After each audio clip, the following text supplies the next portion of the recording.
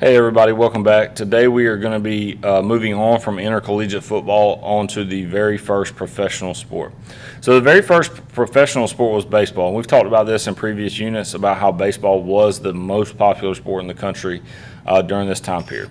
In 1858, there were only 22 amateur baseball teams in New York. I say only 22, like that's a small number, but 22 teams in one city is a lot. So the sport becomes more competitive and clubs start to pay players. Obviously, if one team has more money, they're going to be able to offer more money and the better players are going to go to that team. So baseball starts to attract spectators who charge money to come into games by selling tickets. And they also began to sell memorabilia at the games in order to fund their teams. So through the selling of tickets and memorabilia could be anything from like shirts or jerseys or hats is what we think of today, but it could also be like game programs, pennants to hang on your wall if you're a kid, things like that. Larger cities were able to attract more people and in turn make more money. So for instance, the New York Yankees is one of the most profitable franchises in any sport in the entire world, and it's because they are in the New York market, which is the largest market in the United States. So the first professional baseball teams, you got the Cincinnati Red Stockings that are acknowledged as the first team made up of fully professional players in 1869. They initially played teams with amateur team, which were made up of professional and amateur players from Chicago, Milwaukee, and St. Louis. Player salaries range from $600 to $2,000 a year, which is not a bad living to play a sport back then. Here's a picture of the original Cincinnati Reds and the Cincinnati Reds mascot. Remember, they were called the Red Stockings, not just the Reds. So they went on a coast-to-coast national tour playing 58 games, and when you know it, they won all 58 games in 1869. But not to be outdone, Chicago started its own team after businessmen were able to raise $15,000. So the White Stockings on the south side of Chicago were similar to the Red Stockings in Cincinnati in that they only had professional players. They played a similar tour. They went to Memphis, and they were welcomed back to Chicago after beating Memphis 157-1. So I want you to think about this. This is a professional team in any sport going to play the equivalent of a high school or rec ball team. So there is a picture of the Chicago White Stockings. Problems with early professional sports? Well, the National Association of Professional Baseball Players did not hold their players accountable, meaning the players just kind of do whatever they want to. So teams often did not play scheduled games, which cost teams money. Players often broke their contracts and would jump from team to team to offer them more money. Today, you can't do that. You can be traded or you can sign when your contract is up. But they would just, if in the middle of a season somebody offered them more money, they would just quit their team and go somewhere else. Any city could join the league for a fee of $10, which was roughly $230 today.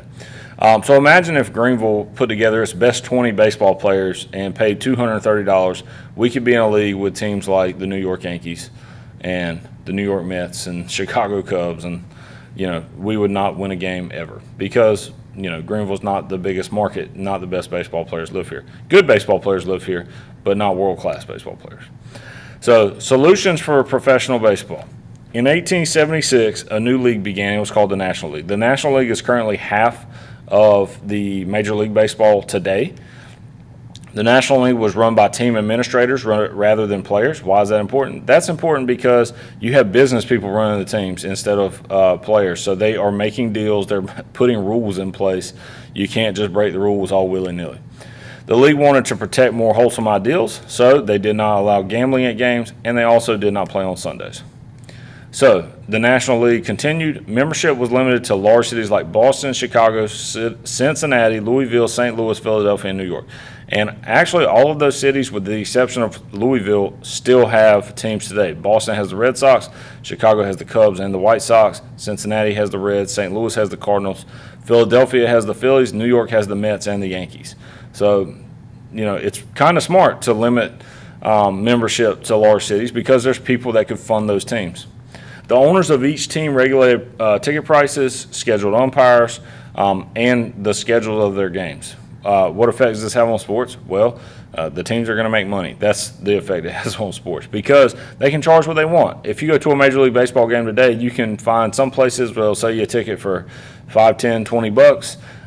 And at that same stadium, you can probably get a ticket for $1,000 to $2,000. The problem of players moving to the highest bidder, the problem of players moving to the highest bidder was still a problem. So owners created this thing called the reserve clause in contracts. And put a star next to that in your notes because it is important. The reserve clause prevented players from moving from team to team, which allowed owners to increase profits. So because the players weren't allowed to be traded, well, I guess they were allowed to be traded, but it was at the owner's discretion. But because the players they didn't have any other options to go anywhere, the owners could just kind of pay them whatever they wanted to because the player's choice was either don't play baseball or play for that team for what the owner paid you.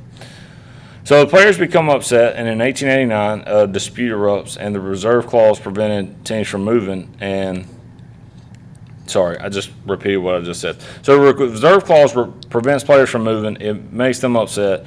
They get less money, which leads to a creation of a new league called the American Association, which is now currently the American League, which makes up the other half of Major League Baseball. The new league gave players an opportunity to demand more money or move leagues, so they could have an option. They could kind of raise their stock price and ask for more money. The National League teams were forced to pay players more in order to keep them or bribe them with money to come back to their league. All right, guys, that is all for this video. Please let me know if you have any questions, and I hope you have a good day.